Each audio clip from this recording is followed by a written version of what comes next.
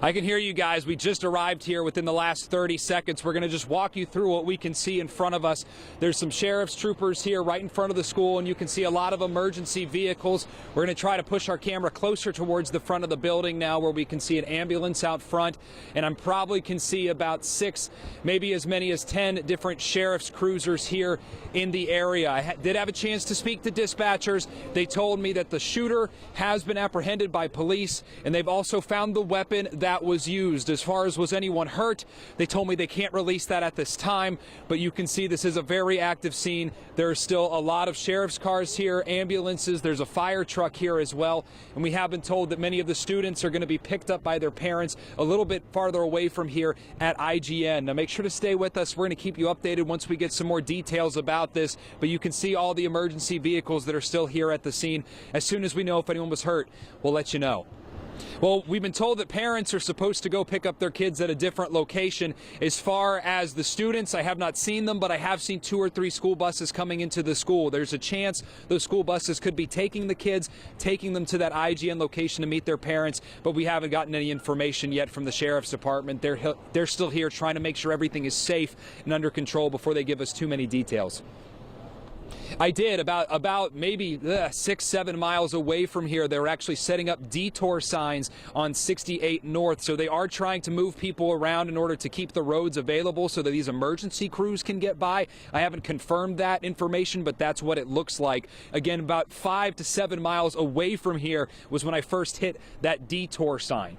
I have not been able to make it to IGN. My photographer, I was told that he was not able to get there, that he tried, but that there are a lot of cars on the road, and they are again putting up those detour signs, blocking off different roadways, likely in order to make sure that this and everything is safe and they don't have a lot of traffic coming through this area.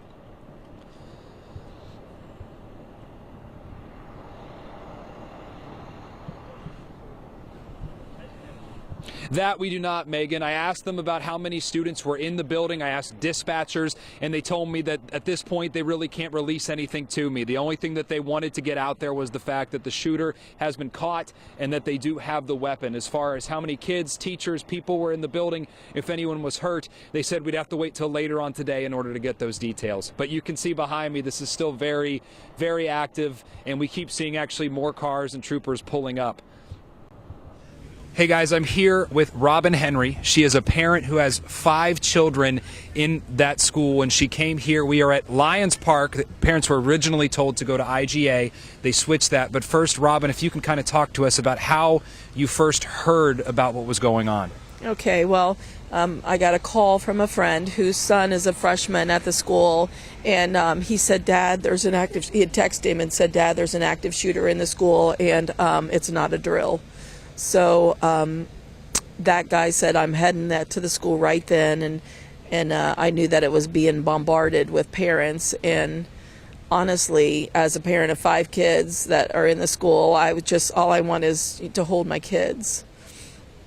You were told to come over here to Lions Park if there's anyone still trying to figure out where to go. Again, it was moved from IGA to Lions Park because of traffic control. What have you heard about how soon you'll be able to see your children? We got a call from the superintendent of the school that said that they are going to be dismissing starting at 10 o'clock. The buses will be arriving here at Lions Park, and they're going to start with the kindergarten buses first. So they're not going by bus numbers, they're going by grade levels. So kindergarten, which I have a 2nd grader, and then I have all the way up to 12th grade.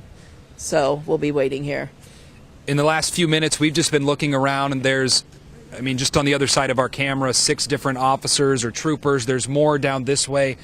As a parent, how are you feeling about the way that you've seen law enforcement react to what happened? They're doing a fantastic job, and I know that there's really no training with parents on how to handle this situation, but I feel reassurance. The school has reassured us that the situation is under control and the shooter is in custody, and that there was an injury. We don't know the extent of that, but we're just praying for that family. So, just continue to pray and lift these families up. What's the attitude been like from all the other parents? If people can kind of see, this is just lined with cars all the way down. I couldn't even count how many.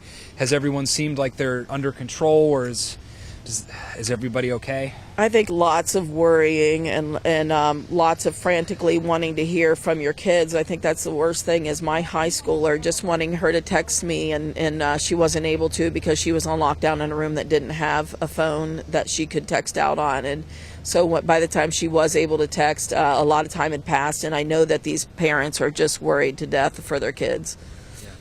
Well, Robin, thank you very much for your time. We Absolutely. do really appreciate it. Everyone at home, Megan, Eric, again, this is at Lions Park, so not at IGA. They moved parents here because they were traffic control. They could not get all the cars there in time. Again, as Robin just told us, they're hoping that they'll start to be able to get the kids here around 10 o'clock, and they're going to be sending them by grade level. As soon as we get any more updates, we will make sure to update you.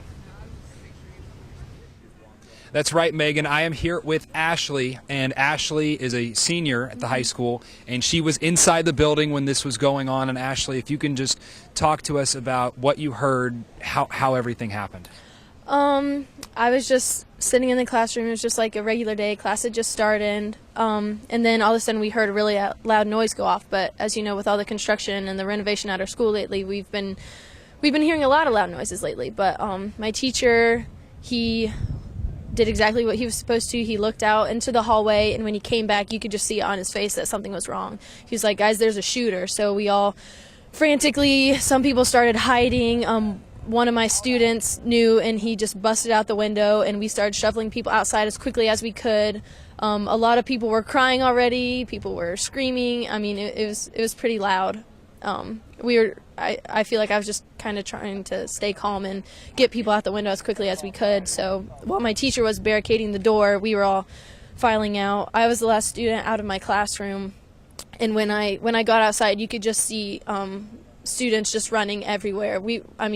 I think our staff and our students did an excellent job of following protocol, and we're just supposed to run any sign of an active shooter, just evacuate as quickly as you can. So I know high school, middle school students just ran to any house they could get to as quick as possible to try and get away and get safe. Did you see any sign of the shooter, or how much did you hear? One shot, two shots? I definitely heard a couple shots. I know there was only one student injured. I didn't see anything. All I can give you is what I heard. Recounting it now, I mean, what's going through your mind? Do you remember everything? Was it over in a flash? Yeah, it did happen quickly. I do feel like I remember what happened. I know I didn't have to go through an experience that other kids did where they actually had to experience it and see it. But yeah, it was pretty scary. When you're running away, where did you know where you were going? Did you just take off in a direction? Well, thankfully, I have an aunt and uncle that live really close to the school, so I knew that that's where I needed to go, and that's where I'd be able to be safe. So I kind of helped some students head in that direction, and once we got there, we got inside and used the phone, started calling parents, letting people know that we were okay, just to try and keep it organized. Any guess on how many students you saw running away from the school? I mean, I know basically the whole middle school and high school evacuated, so if you assume there's about 80 to 90 people per class, it's a decent handful of kids. Now we're here. The first bus just pulled up a few minutes ago. I think maybe the first two. Why did you feel the need to come here after everything that happened?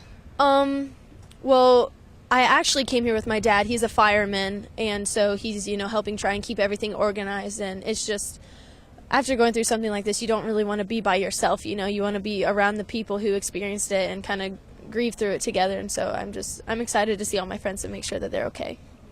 Well, Ashley, thank you so much for your time. We really do appreciate it. But again, this is Ashley. She is a senior at the high school out here at Lions Park. We do know, I think it's the first bus just arrived. I believe those are kindergartners. They told us that they were going to deliver the kids here from youngest to oldest. So they're going to start with kindergartners, work their way through the elementary school, then middle school, and I guess any high school students that are left. There's still a ton of parents here. Well, Ashley, I guess one more question for you. How do you feel that the police, the sheriff's department, how do you feel about their response as far to what happened? Do you think they got here fast? Do you think it's been organized? What's it been like for you? I think people are absolutely doing the best that they can, and I was extremely impressed with the students and the staff at West Liberty that we knew what to do, and I feel like we handled the situation as best as we could. I know the police got there extremely quick, and I'm really grateful to be able to live in a town where we all care for each other, and we all want to keep everyone safe. Well, Ashley, thank you again for your time. Eric, Megan, we're going to send it back to you. But again, the first bus has arrived, and I have been told that they are going to take the kids off the bus one by one. I believe they're going to ID parents to make sure that the right children are going home with the right families. And then at that point, once the first bus is through, they're going to send the second one in, and they're going to keep shuttling the children that way. But stay with us. We'll keep you updated.